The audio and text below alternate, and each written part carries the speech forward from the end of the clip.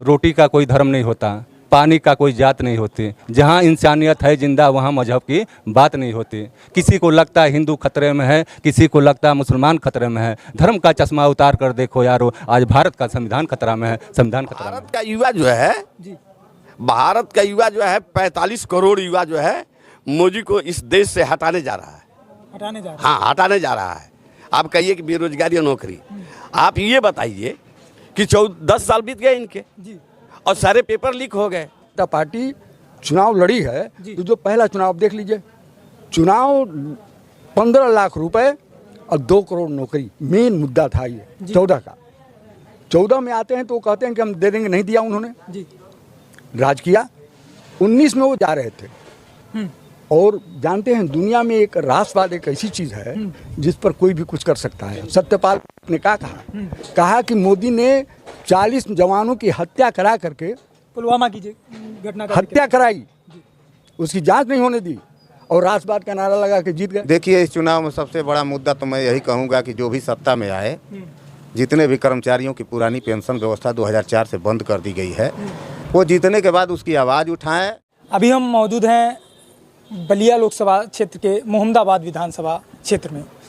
हमारे साथ कई सारे लोग बातचीत करने के लिए मौजूद। ये जो मोहम्मदाबाद विधानसभा क्षेत्र है ये गाजीपुर जनपद के अंतर्गत आता है, लेकिन लोकसभा जो है इसकी वो बलिया है। गाजीपुर, दरअसल आपको बताते हैं कि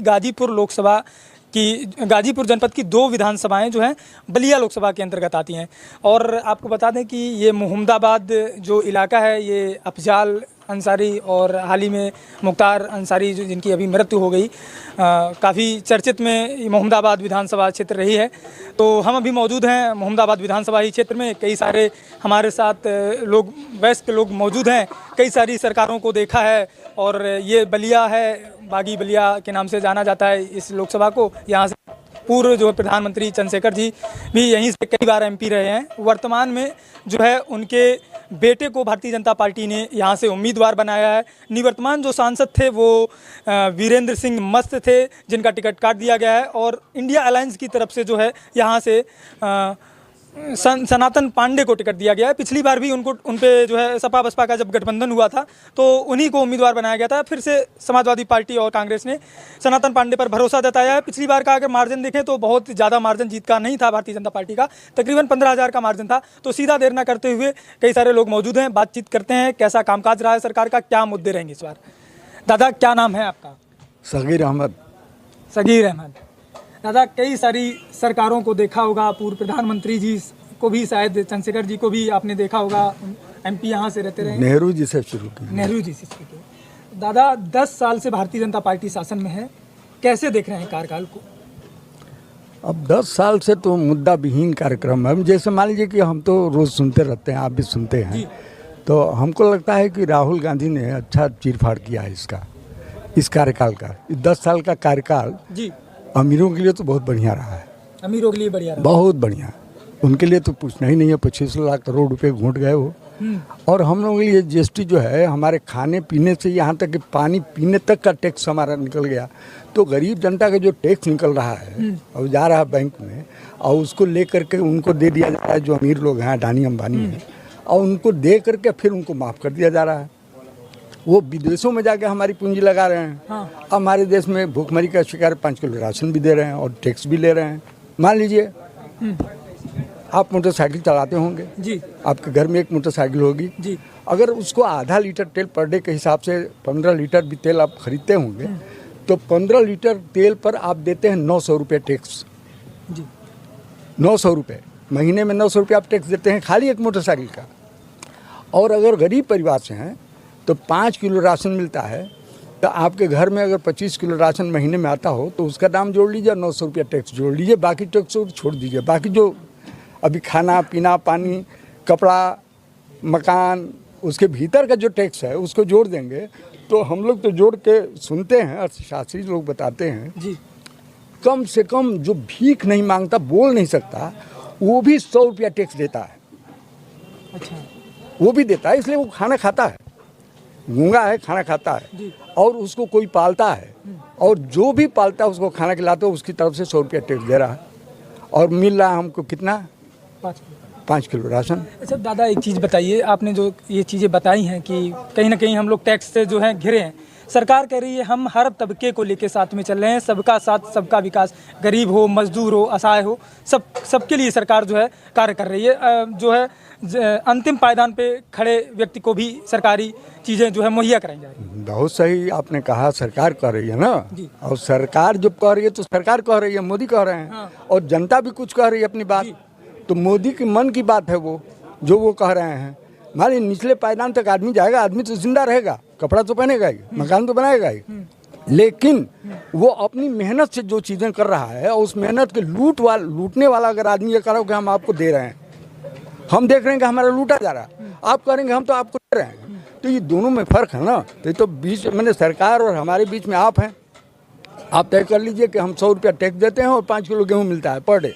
अब पर डे हम 100 रुपया टैक्स देते हैं, कौन ज़्यादा है? सरकार का कहना जायज़ है या हमारा कहना जायज़ है? आप ही तो तय कर लीजिए।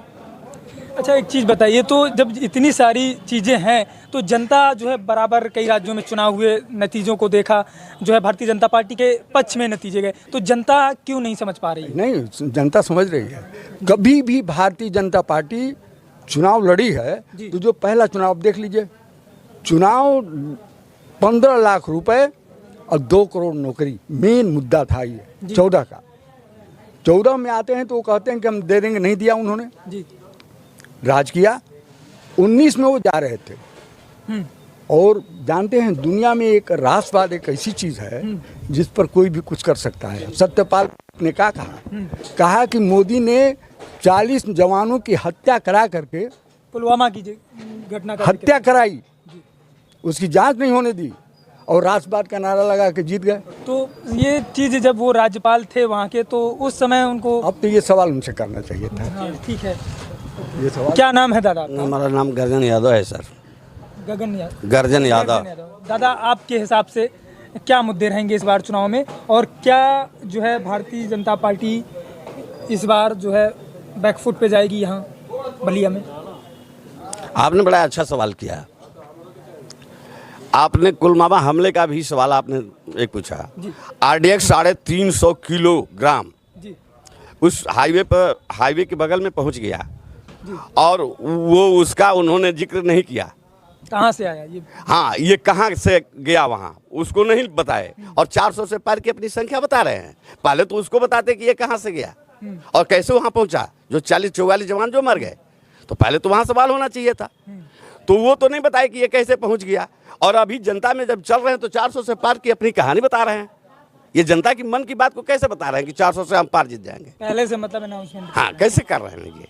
शायद देख रहे होंगे कि माहौल की बाकी राज्यों में हमारी सरकार बनी, और उन्हीं सब चीज़ों को अनुमान लगा के शायद ये तो भारत का युवा जो है, जी, भारत का युवा जो है 45 करोड़ युवा जो है मोदी को इस देश से हटाने जा रहा है। हटाने जा रहे हैं। हाँ, हटाने जा रहा है। आप कहिए कि बेरोजगारी और नौकरी, आप ये बताइए कि 10 साल बीत गए इनके, जी, और सारे पेपर लीक हो गए, सारे बच्चे ओवर एज हो गए। कह रहे हैं जीरो टॉलरेंस की सरकार है, कहते तो हैं मोदी जी। अरे उनको जीरो टैलेंस की सरकार तो अपना जब प्रधानमंत्री है तो वो कहेंगे ही, जब जनता कहेगी तब तो हम इस बात को माने। कह रहे हैं आधी रात को निकलिए, कहीं कोई दिक्कत। अरे ये आधी रात को कहाँ से निकलिए? अभी बेचू में जो हमला हुआ था वो छात्राओं के दुष्कर्म के साथ आधी रात की बात करते हो। आप बनारस मंडल की बात कर लो, जहाँ से मोदी जी लड़ते हैं। सांसद हैं वहाँ से। हाँ, खुद लड़ते हैं। तो ये एक दोहरी प्रवृत्ति का आप कहना चाह रहे हैं कि जो है सरकार जो है कहती कुछ है और ग्राउंड नहीं, सरकार के दिखावे कुछ और है और करना में कुछ और है। तो जनता जो है कब ये चीज़ें समझेगी? नहीं, जनता इन सारी चीज़ों को समझ रही है। जो पढ़ा लिखा युवा है वो समझ रहा है। 5 किलो राशन जो दिया जा रहा है, ये जो उस समाज में जो चलने फिरने वाले नहीं हैं, वो जो सोच रहे हैं कि अच्छा है, और जो समझ रहा है उसके लिए 5 किलो राशन की जरूरत नहीं है, उसको रोजी रोटी की जरूरत है। अच्छा दादा, एक चीज़ बताइए आप कि यहाँ बलिया लोकसभा में जो है एक तरफ पूर्व प्रधानमंत्री जी के बेटे हैं और दूसरी तरफ जो है इंडिया अलायंस के जो कैंडिडेट हैं सनातन पांडे, कितना टक्कर होगा और कैसा चुनाव रहेगा यहाँ पर? नहीं, चुनाव बढ़िया रहेगा। सनातन पांडे यहाँ से चुनाव जीत के यानी पार्लियामेंट दिल्ली पहुँचेंगे। सनातन पांडे पहुँच गए। और लोग हैं, उनसे बात कर लेते हैं। क्या नाम है दादा आपका? मिर्ज़ा नफीस बेग। मिर्ज़ा नफीस बेग। आपके हिसाब से क्या लग रहा है बलिया में क्या होने वाला है? बलिया में सनातन पांडे के पक्ष में चुनाव होगा। समीकरण भी है और राहुल गांधी ने जो मेहनत किया है भारत जोड़ो यात्रा, भारत न्याय यात्रा, उसका असर 2014-2019 से एकदम भिन्न ये चुनाव होगा 2024 का। असर पड़ेगा जो भारत जोड़ो न्याय बहुत यात्रा बड़ा असर भारत जोड़ो है, यात्रा। बहुत बड़ा असर है। उसमें राहुल गांधी ने जो बेरोजगारी का मुद्दा, जाति जनगणना का मुद्दा, महंगाई का मुद्दा, भ्रष्टाचार का मुद्दा, जो तस्वीर भारत की जनता को दिखाया है, भारत की जनता अब तक जुमले में, झूठे वादे में मोदी के फंसी हुई थी, लेकिन नजदीक से जो राहुल गांधी ने तस्वीर दिखाया है तो भारत का नौजवान तबका, बेरोजगार तबका ये सोच रहा है कि हमारी लाइफ का सवाल है, 5 किलो राशन हमारे लिए कुछ नहीं, हमारी ज़िंदगी का सवाल है, हमारे भविष्य का सवाल है, हमारी परिवार के फ्यूचर का सवाल है। और ये चुनाव जो है अब तक के चुनाव से एकदम अलग होने जा सरकार की बात करें, सरकार की क्या मोदी जी की बात करें, नरेंद्र मोदी कहते हैं कि जो है हमने जो है भारत को एक नए भारत के रूप में जो है पेश किया है, दुनिया में आज भारत का डंका बज रहा है, कुछ कहेंगे उस पर? ऐसा है कि मोदी जी जान रहे हैं कि सबसे चालाक भारत में हम ही हैं, हमको प्रधानमंत्री की कुर्सी मिल गई है तो अब हमसे चालाक कोई देश में है नहीं। उनके पास न डाटा रखेंगे, न कोई फिगर बताएंगे, बस 5 ट्रिलियन की बात करेंगे और भारत को विश्व गुरु बना देंगे। तो जबान से आप जो कुछ कहते जाइए, यहाँ पढ़ा लिखा तबका है, यहाँ जाहिल जपाट नहीं है, हर आदमी जानता है, एक एक अर्थशास्त्रीय आंकड़ा डे पर डे आंकड़ा लेके बैठा हुआ है, उनके जुमले का यहाँ सर वाला है। लाइट बुझा के कोरोना भगवा दे रहे हैं, थरिया बजा के आप बीमारी दूर करा दे रहे हैं। ये अंधविश्वास की दुनिया नहीं है, ये टेक्नोलॉजी का ज़माना है, ये विज्ञान युग है। अब खेड़ा में साधु खजाना नहीं खनवा के सोना नहीं भारत को दिलवाएगा, ये टेक्नोलॉजी का युग है और उस टेक्नोलॉजी युग राजीव गांधी की देन है जो आज भारत इतना विकसित टेक्नोलॉजी के में आके खड़ा है। अच्छा, तो लेकिन बाकी राज्यों के अगर नतीजे देखें तो वो क्यों नहीं अनुकूल रहते हैं? जब नतीजे सुनिए देखिए, नतीजे को हम बता दें, ये न अमित शाह नेता हैं न मोदी नेता हैं, ये मैनेजमेंट के बादशाह हैं, ये तिकड़म के माहिर हैं। ये चुनाव, ये प्लेटफार्म हिंदू मुस्लिम का प्लेटफार्म पर खड़े होकर जो माहौल बनाते हैं, इनका कहीं वोट नहीं है जीतने भर, इनके पास वोट है ही नहीं जीतने भर। ये भूमियार बाहुल्य कांस्टिट्यूंसी है, यहाँ हम लोग का छोटा सा मन्नू अंसारी हरा दे रहा है भाजपा का वोट। अपना पर्सनल फेयर चुनाव अगर हो जाए तो भाजपा कहीं ईवीएम पे सवाल आप उठा रहे हैं क्या? ईवीएम सवाल है ही है, 2014 से 2019 का ईवीएम से है ही है, इनके पास वोट नहीं है, ये तिक्रम का चुनाव जीत रहे हैं। देखें तो कर्नाटक में तो कांग्रेस ने पूर्ण बहुमत से वापसी की। ये छोटा चुनाव तो प्रदेश का दे ही देंगे, इनको तो केंद्र में रहना है, इनको तो केंद्र की सरकार चाहिए, प्रदेश की सरकार से क्या है? जब मुख्यमंत्री अपने बैठे हुए मुख्यमंत्रियों को ये तलवार लेके भांज के हटा दे रहे हैं तो इनको प्रदेश से क्या लेना देना है? इनको तो तानाशाह के तौर पर ये डिक्टेटरशिप चला रहे हैं। मोदी की गारंटी, मोदी के नाम पर आप वोट कीजिए, पार्टी खा गई है, भाजपा पार्टी खा गई है, केवल मोदी खुद को सिर्फ मोदी है सर्वे, ये पार्टी खा गए, आरएसएस इनसे दरकिनार हो गए, सारा कैडर इनका खत्म हो गया, राजनाथ सिंह खत्म हो गए, गडकरी खत्म हो गए, फडणवीस खत्म हो गए, वसुंधरा खत्म हो गई, किसी को छोड़ा क्या? अब बचे हैं योगी बचे हैं योगी, और योगी को बचाने के लिए ठाकुर लामबंद हो गया है पूरे हिंदुस्तान का। पश्चिमी यूपी में जो योगी को बचाना है तो मोदी को हराना है, ये फैक्टर है यहाँ पर। तो लग रहा है कि यहाँ पे जो है ठाकुर हैं जो वो बीजेपी से इस बार एकदम, अगर ठाकुर कैंडिडेट है, ठाकुर चाहेगा कि हमारा प्रतिनिधिमंडल, हमारा मंत्रिमंडल में शेयर हो, ठाकुर है तो ठाकुर वोट करेगा उसको जिताने के लिए, लेकिन ठाकुर को दिया ही कहाँ है मोदी ने? टिकट तो मोदी ने बांटा है, योगी ने नहीं है, और मोदी ने काट दिया, वीके सिंह का टिकट काट दिया, और तो उल्टा सीधा लैंग्वेज वहाँ गुजरात से आप चालू कर रहे हैं, तो ठाकुर आगे है 25%। इसका नुकसान उठाना पड़ेगा। तो आप मुझे एक सवाल और आपसे लेंगे कि ये जो मोहम्मदाबाद विधानसभा है, मुख्तार यहीं के जो है निवासी हैं, उनकी जो मौत हुई है जेल में, या कुछ लोग उसको हत्या भी बता रहे हैं, उस पर आप क्या सोचते हैं? संदिग्ध मौत है, मौत संदिग्ध है, जांच का विषय है, जांच हो रही है, जांच से संतुष्ट हो रहेंगे तो ठीक है, नहीं तो हम आगे अदालत का सहारा लेंगे, हमारे पास हाई कोर्ट है, सुप्रीम कोर्ट है, हम वहाँ तक जाएंगे। जांच संदिग्ध है, जिस तरह से अकेलापन दिया गया, जिस तरह से टॉर्चर किया गया जेल में, उस लिहाज से कोई नहीं कहेगा कि स्वाभाविक मौत है। ये वाली एक छवि पेश की जाती तो है। सरकार का काम है, बाहुबली जो बहुत सारा काम कर रहा है, जो आगे बढ़ रहा है, उसका बाहुबली न कहिएगा। बाहुबली छवि धूमिल करने का छवि काम। धूमिल करने का काम है। मीडिया ही है, जी, उसको भी आप माफिया कह सकते हैं, मोदी मीडिया को। एकदम माफिया कहिएगा। जब चोरी का पैसा, जनता के टैक्स का पैसा आप लेके और अपना परिवार चला रहे हैं, धंधा चला रहे हैं, तो आप भी तो माफिया के कैटेगरी में आके खड़े होइएगा। आपका क्या नाम है दादा? शिव शंकर सिंह यादव। यादव जी, इस बार क्या माहौल है बलिया में? बलिया में अच्छा माहौल है। इस बार जनता जान चुकी है, संविधान बचाने का, लोकतंत्र बचाने का चुनाव होने जा रहा है। इस बार भाजपा आ जाए तो फिर दोबारा देश में चुनाव नहीं होगा, ये जनता जान चुकी है। जनता जान चुकी है। जी हाँ। सनातन पांडे कितनी मजबूती के साथ? हाँ, मजबूती से लड़ेंगे। जैसे कृष्ण और सुदामा की दोस्ती थी, आज यादव और पंडित एक साथ हैं और ठाकुर और लामंद हो रहे हैं खिलाफ में। बलिया में स्थिति बढ़िया रहेगी और जीतेंगे चुनाव भी। अच्छा, अखिलेश यादव की तरफ से जो पीडीए, पिछड़ा दलित अल्पसंख्यक का जो नारा दिया गया है, कहीं ना कहीं मैंने कुछ लोगों से बात की तो उसमें वो लोग कह रहे हैं कि सवर्ण को उससे बाहर रखा गया है। नहीं, ऐसा कुछ ऐसा नहीं है। पीटीए मतलब ना हर समाज है, अगड़ा पिछड़ा मुसलमान सब समाज है, अगड़ा भी देख के। पिछड़ा जी जो हाँ, है। हाँ सब है। अच्छा, जी। प्रधानमंत्री जी के बेटे हैं, पहले समाजवादी पार्टी से भी एमपी रहे, अभी भारतीय जनता पार्टी ने उम्मीदवार बनाया है। जी। ऐसा नहीं लगता है कि एक बड़े जो है चेहरे हैं, एक पूर्व प्रधानमंत्री जी के बेटे हैं, तो एक अलग ठीक ही है, फायदा- देखें अगली बार वो सांसद समाजवादी पार्टी से हुए थे, जी, वही- चुनाव हार गए तो राज्यसभा नेताजी भेजे थे, फिर दोबारा आए हैं यहाँ पर लड़ने के लिए। लोकल भी हैं यहाँ के, कौन? नीरज शेखर। हाँ, बलिया के हैं। हाँ, तो बस कुल मिला के ना संविधान बचाने का चुनाव है, लोकतंत्र बचाने का चुनाव है। इस बार जनता जान चुकी है, झूठों की तू पर बात नहीं जाएगी। अभी भाई साहब ने बताया ना कि नौजवान बौखलाहट में है, 2 करोड़ नौकरी देंगे। कह रहे हैं आत्मनिर्भर बनिए, इतना सरकार स्किल दे रही है, कुछ आप नहीं अपना दे रही। खुद का 5 किलो पर ना वो जनता को बेच रही है, धर्म पर राजनीति कर रही है, धर्म पर राजनीति कर रहे हैं। एक वो तो कह रहे हैं कि सबका साथ सबका विकास कर रहे हैं। कुछ नहीं विकास है।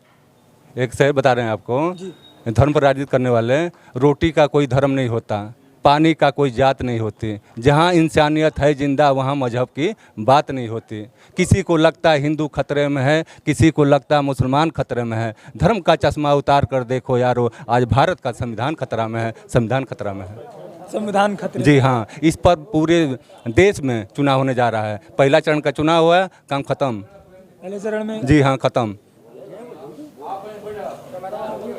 और आपसे पत्रकार महोदय से निवेदन है कि सही बात दिखाएं। आप देखिएगा, जब ये वीडियो आए आप देखिएगा, जो भी आप अपने वक्तव्य रख रहे हैं उसमें किसी भी प्रकार हाँ, की ठीक है, आपको धन्यवाद संपादन देते नहीं किया हैं। जाता। हाँ, धन्यवाद देंगे। देखिए, इस चुनाव में सबसे बड़ा मुद्दा तो मैं यही कहूँगा कि जो भी सत्ता में आए, जितने भी कर्मचारियों की पुरानी पेंशन व्यवस्था 2004 से बंद कर दी गई है, वो जीतने के बाद उसकी आवाज़ उठाएं, और जो नहीं भी आए जीतने के बाद उस आवाज़ को सदन तक ले जाएं, ताकि जो भी सरकार बने इस मुद्दे के प्रति जो है जागरूक हो कि जितने भी आज आने वाले समय में लोग भर्ती हो रहे हैं, बच्चे नौकरी में आ रहे हैं, उनको पुरानी पेंशन व्यवस्था नहीं मिलेगी, जो एक बुढ़ापे की लाठी है, और यह एकदम अत्यंत आवश्यक है। कांग्रेस तो कह रही है कि अगर हम सत्ता में आते हैं तो ओपीएस को जो है बहाल करेंगे। हाँ, तो उनके कहने का स्वागत है, जो लोग भी कह रहे हैं उनके कहने का स्वागत है, लेकिन कर्मचारी आंदोलन भी करते हैं अगर इसके लिए कभी कभी, तो उनके साथ भी अगर वो लोग आ कर के मंचों पे खड़े होकर के चलते, तब न माना जाता कि नहीं वो ओपीएस के प्रति संजीदगी व्यक्त कर रहे हैं। हालांकि उन्होंने एक आध राज्यों में इस तरह का काम, हिमाचल में बहाल की है उन्होंने, हाँ एक आध राज्यों में उन्होंने ऐसा किया। कर्नाटक में भी। हाँ हाँ हाँ हाँ। तो क्या लग रहा है कुछ उसका बेनिफिट मिला? पूर्णता अभी किसी को सही जानकारी नहीं है, क्योंकि हम उत्तर प्रदेश में हैं, लेकिन इसकी पूर्णता की जानकारी हमें नहीं है कि वहाँ पे लागू होने के बाद मिल रही है कि नहीं मिल रही है। अच्छा, तो कांग्रेस ने तो ये अपना मतलब मैनिफेस्टो में ये बात कही है, लेकिन भारतीय जनता पार्टी ने अभी इस पर कोई टिप्पणी नहीं की है। नहीं, कोई टिप्पणी नहीं की है, लेकिन जब ज़्यादा लोग इस बात को, एक ही बात को बार बार कहेंगे तो उनके कानों तक ये बात पहुंच चुकी है। ऐसा नहीं है कि उनके कानों तक बात नहीं पहुंची है। प्रधानमंत्री जी भी, चाहे जो भी है, उसमें सारे लोग इस बात को ध्यान में दे रहे हैं। लेकिन अब रही बात घोषणा करने की, तो अब घोषणा करने की उन्हीं के ऊपर है, क्योंकि सत्ता में रहेंगे या आएंगे तो निश्चित रूप से अगली बार कुछ सोचेंगे, और हम तो यही उम्मीद करते हैं कि वो अगली बार इस तरह की सोच बनाएं और कर्मचारियों को एक नया जीवन दान दें। तो ये थे हमारे साथ बलिया के कुछ प्रबुद्ध जन लोग जिन्होंने बेबाकी से अपनी बात रखी, बताया कि इस बार लोकसभा चुनाव को लेकर उनके क्या अपने मुद्दे रहेंगे। किसी ने कहा जो है संविधान को बचाना है, किसी ने बेरोजगारी, महंगाई, करप्शन आदि को अपना मुद्दा बताया। आप बने रहिए हमारे साथ, देखते रहिए DN लाइव।